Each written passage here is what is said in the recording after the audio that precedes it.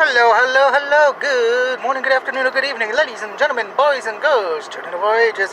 It is the dear UG here with his handsome, debonair, glorious face.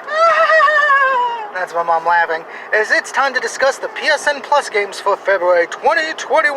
Can you dig it?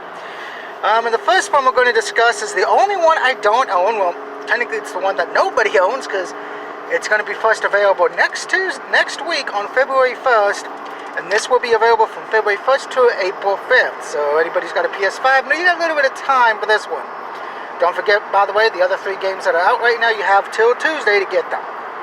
And of course, that is Destruction All-Stars, which was originally supposed to be released day 1 on the PS5, but it got delayed, and then they said as a make up for it being delayed, everybody who owns a PS5 gets it for free with PlayStation Plus. So if you don't have a PS5, but you have Plus, add it to your library. I believe you can go on the website and just do it like that. I'd recommend doing that. Now, I did look at the trophy list for Destruction All-Stars, and oh boy, it's not easy. As there is online trophies, particularly the one that will probably be the most time-consuming, depending on your skill level, will be win 50 online matches. And if you live in an area where the online is slower than the tortoise and the hare, you may as well just give up on this platinum right here, right now. I tell you what, Bubba.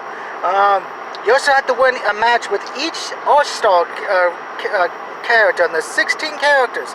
So you pretty much, depending on your skill, going to have to at least play with every character at least once, maybe more, depending on how good you are at the game. I'm going to add it to the library. As you guys know, I cannot stream on the 5 yet, mostly due to the fact of I don't have a headset yet for it, so we're not going to see me streaming on that for a long, long time. Probably as long as the New York Jets have of actually not choking anymore in life. Moving on, the next game is also on the PS5, but it's also for PS4 users as well, so that's kind of nice. And that is Control Ultimate Edition. Of course, I already have it for PS4. I bought it on disc a few years ago. Got it when it was on sale, because hey, sales, they're a good thing.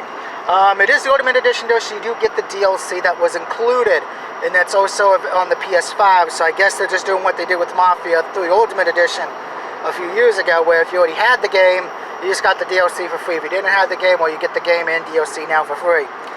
I should let you guys know, with the Control game, it is 15 hours to platinum it if you're going to go for the platinum, and it's about a 4 to 10 difficulty. You can do everything in run because of the fact that once you beat the game, you get to go back and complete any of the side missions you did miss.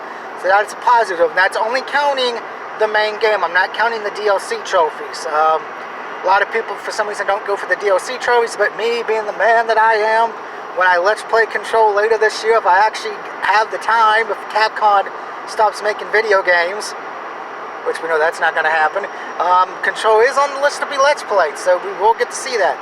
But I already have it on disc. Definitely comes recommended. Good story. The only thing I would say bad about it, the controls at first are a little bit weird to get used to, but after that, it's easy, good, smooth sailing. A nice, fun, easy platinum for your collection. The next game, which is also only available on PS4, by the way, Control and the next game are only available from February 1st to March 1st, so keep that in mind, is Concrete Genie. No, this is not a game about Robin Williams as the genie going from Agrabah to New York City. I think that would actually be kind of nice, actually. This is pretty much the best way I can describe the game. You play as a young man whose drawings come to life or whatever, and monsters, and you're trying to defeat the Black Plague or some kind of virus or whatever that's destroying the town. Really kind of hard to explain the story. And for those asking what's the story about Control, you play as a red-headed woman who's got a nice ass and those specific tight jeans they know how to put women in video games. Thank you so much. Where you're trying to fix the problems that apparently have occurred in some kind of FBI super secret hush-hush building. Anyway, back to Concrete Genie. It takes about 8 hours to platinum. It's about a 3 out of 10 for difficulty. And you can do everything in run. There are no missable trophies in the game that I know of, as I looked at the trophy list, but I could be wrong on that one. It is a fun game. It does use motion controls a little bit, as originally it was designed just to be used with the PlayStation camera and the Move, but an update did fix that, so you can use it with a controller. It is a fun game, but the only thing I would say bad about that game, or at least with Control, the controls get easier after time. Of Project Genie's controllers are very frustrating to the point to where I would recommend walking away after a little while. Plus, it is very colorful and bright. So if you have epilepsy, do not play this game, or else you will regret it. Or if you have bad eyes, you may want to take a break after playing it for a while, because all the monsters and ghosts that help you are colorful and bright and look like they got left in the shiny machine of Twilight, the movie.